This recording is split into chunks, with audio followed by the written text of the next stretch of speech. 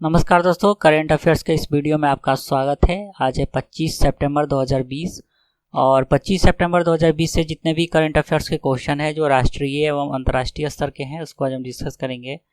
और दोस्तों, इस वीडियो का अगर आप PDF डाउनलोड करना चाहते हैं तो हमारे टेलीग्राम चैनल से डाउनलोड कर सकते हैं। टेलीग्राम एप्लीकेशन में सर्च कीजिए हमारा बिहार HVO चैनल को ज्वाइन कीजिए, वहाँ पर आपको सारे दिन का PDF मिल जाएगा। और दोस्तों, इस वीडियो के लास्ट में मैंने रिवीजन का 2 प्रश्न रखा है जिसका आंसर आप लोग को कमेंट बॉक्स में देना है, तो वीडियो लास्ट तक जरूर देखिए। तो चलिए शुरू करते हैं। तो दोस्तों, आज का पहला प्रश्न है, भारत के किस राज्य में देश का दूसरा रॉकेट लॉन्च पोर्ट की स्थापना की जाएगी? तो देश का दूसरा रॉकेट लॉन्च पोर्ट का स्थापना किया जाएगा तमिलनाडु में। बी ऑप्शन इसका सही हो गया। तमिलनाडु सरकार ने देश के दूसरे रॉकेट लॉन्च पोर्ट की स्थापना के लिए थूथुकुडी के कुलशेखर पट्टिनम में भूमि की पहचान की है। 431.87 हेक्टेयर के लिए भूमि का सर्वेक्षण पूरा कर लिया गया है। वर्तमान में भारत जो है आंध्र प्रदेश के श्रीहरिकोटा में रॉकेट पोर्ट से अपने रॉकेट को लॉन्च करता है और इस पोर्ट में 2 लॉन्च पैड है। ठीक है, अब दोस्तों नाम आया तमिलनाडु का, तो चलिए इसके बारे में जानते हैं। तो दोस्तों, ये आ गया भारत का मैप और ये रहा तमिलनाडु राज्य। तमिलनाडु राज्य का सीमा जो है ये आंध्र प्रदेश, कर्नाटक और केरल 3 राज्य से सटा हुआ है। तमिलनाडु की राजधानी चेन्नई है। मुख्यमंत्री E.K. पलानीस्वामी हो गए। राज्यपाल है बनवारी लाल पुरोहित। और तमिलनाडु उच्च न्यायालय जो है वो मद्रास उच्च न्यायालय इसको बोला जाता है, जिसका स्थापना 1862 में हुआ है। और मद्रास उच्च न्यायालय का जो मुख्य पीठ है चेन्नई में है और इसका खंडपीठ जो है ये मदुरई में है। क्षेत्राधिकार का बात किया जाए तो मद्रास उच्च न्यायालय के अंतर्गत में तमिलनाडु और पुडुचेरी आता है। और वर्तमान में मद्रास उच्च न्यायालय के मुख्य न्यायाधीश अमरेश्वर प्रताप शाही हैं। चेन्नई में दोस्तों इंटीग्रल कोच फैक्ट्री है और कांचीपुरम पल्लव वंश की राजधानी है। मदुरई में मीनाक्षी मंदिर के लिए प्रसिद्ध है। रामेश्वरम में APJ अब्दुल कलाम का जन्म स्थल है। कन्याकुमारी मुख्य भूमि का दक्षिणतम छोर है। तिरुचिपल्ली यहाँ सबसे पुराना बांध एनीकट बांध है जिसे चोल वंश के द्वारा बनवाया गया था। अगला प्रश्न है, हाल ही में किस महिला को पहली महिला राफेल फाइटर पायलट बनाया गया है? तो पहली महिला राफेल फाइटर पायलट बनी है शिवांगी सिंह। ठीक है, ये ऑप्शन इसका सही हो गया। इमेज में देख सकते हैं यही है शिवांगी सिंह। फाइटर लेफ्टिनेंट शिवांगी सिंह को पहली महिला राफेल फाइटर पायलट बनाया गया है। वाराणसी की फ्लाइट लेफ्टिनेंट शिवांगी सिंह अपने रूपांतरण प्रशिक्षण के पूरा होने के बाद औपचारिक रूप से अंबाला एयरबेस, ठीक है, अंबाला एयरबेस में 4.5 पीढ़ी के राफेल के 17 गोल्डन एरो स्क्वाड्रन में शामिल होंगी। अगला प्रश्न है, हाल ही में भारतीय कृषि अनुसंधान परिषद के द्वारा राष्ट्रीय कृषि उच्चतर शिक्षा परियोजना के तहत कृतज्ञ हैकाथन की घोषणा की गई है। तो कृतज्ञ जो है KRITAGYA, तो इसका पूरा नाम क्या है? तो देखिए 3 शब्दों से मिलकर बना है कृतज्ञ। ठीक है, और वो 3 शब्द कौन कौन सा है? तो कृषि, तकनीक और ज्ञान। ठीक है, बी ऑप्शन इसका सही हो गया। विश्वविद्यालयों और तकनीकी संस्थानों के छात्र, संकाय और नव प्रवर्तक या उद्यमी एक समूह के रूप में इस कार्य में आवेदन कर सकते हैं और भाग ले सकते हैं और अधिकतम 4 प्रतिभागियों का एक समूह बनाया जा सकता है।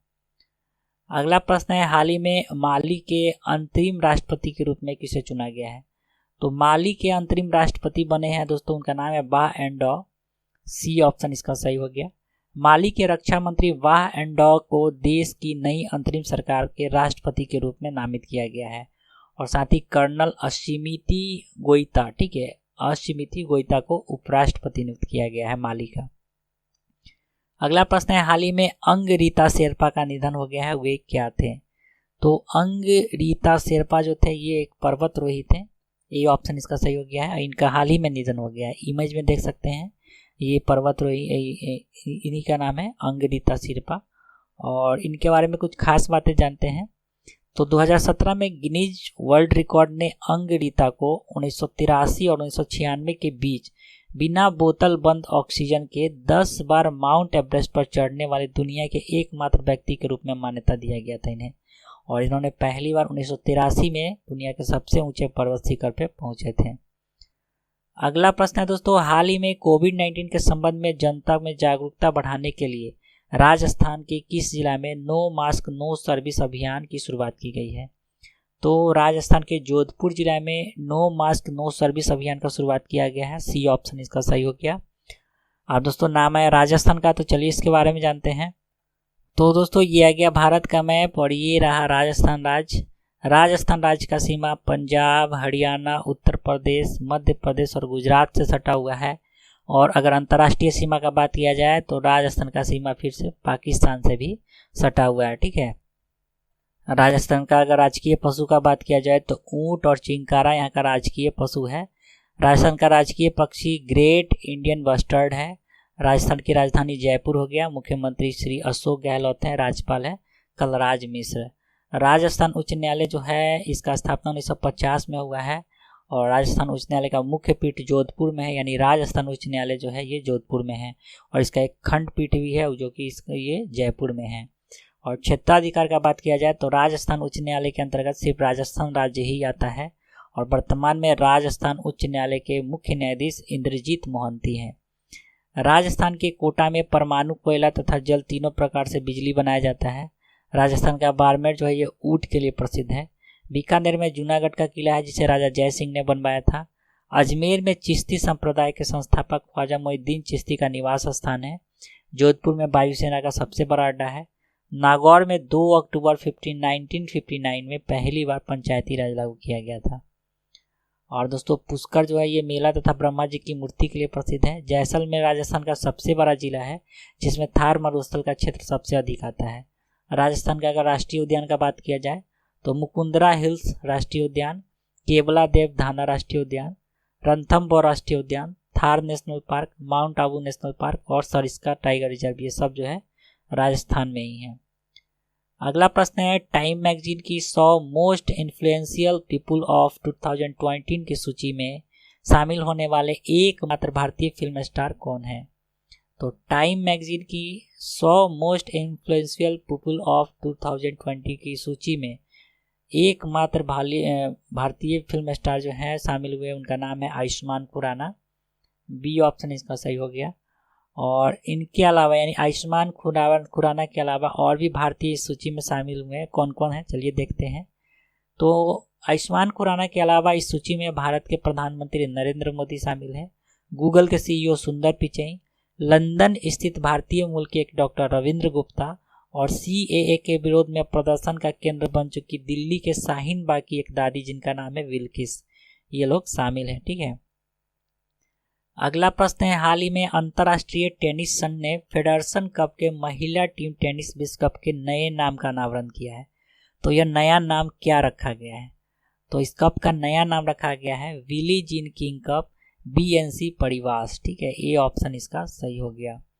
और women's team tennis world cup का नया नाम खेल और समानता और सामाजिक न्याय की कार्यकर्ता विली जीन किंग के नाम पे एक योग्य सम्मान के रूप में रखा गया है और किसी महिला के नाम पर होने वाला यह पहला सबसे बड़ा टूर्नामेंट है, ठीक है।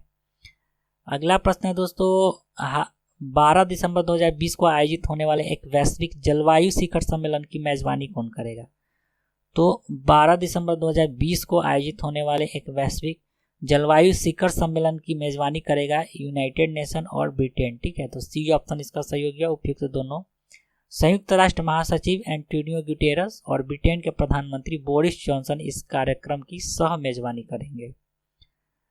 और अगला प्रश्न है दोस्तों हाल ही में किस भारतीय को संयुक्त राष्ट्र पर्यावरण कार्यक्रम के अंतर्गत भारत के लिए क्षेत्रीय राजदूत नियुक्त किया गया है। तो संयुक्त राष्ट्र पर्यावरण कार्यक्रम के अंतर्गत भारत के लिए क्षेत्रीय राजदूत नियुक्त किए गए हैं खुशी चिंदलिया। सी ऑप्शन इसका सही हो गया। इमेज में देख सकते हैं यही है खुशी चिंदलिया। और सूरत की 17 वर्षीय खुशी चिंदलिया को संयुक्त राष्ट्र पर्यावरण कार्यक्रम पुंजा इको जनरेशन द्वारा भारत के लिए क्षेत्रीय राजदूत के रूप में नियुक्त किया गया है।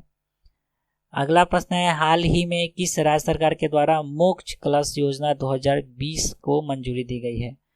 तो मोक्ष कलश योजना 2020 को मंजूरी दिया गया है राजस्थान सरकार के द्वारा। डी ऑप्शन इसका सही हो गया।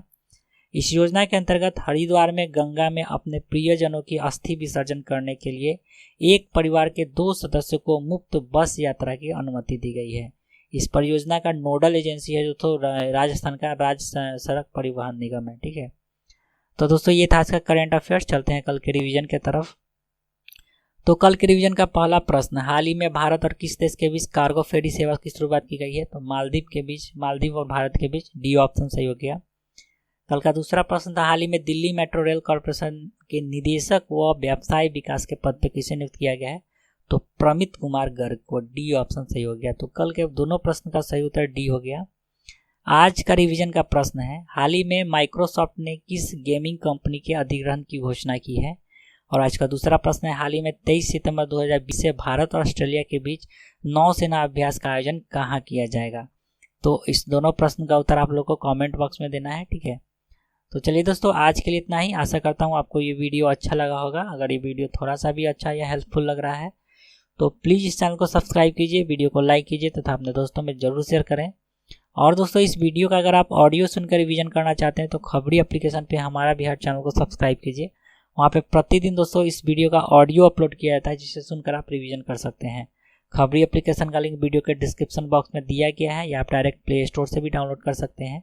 और बहुत ही अच्छा ऑडियो प्लेटफॉर्म है दोस्तों खबरी एप्लीकेशन। वहाँ पे आपको ढेर सारा जीके, जीएस, करंट अफेयर्स का ऑडियो वर्जन मिल जाएगा, जिसे सुनकर आप रिवीजन कर सकते हैं, पढ़ाई कर सकते हैं।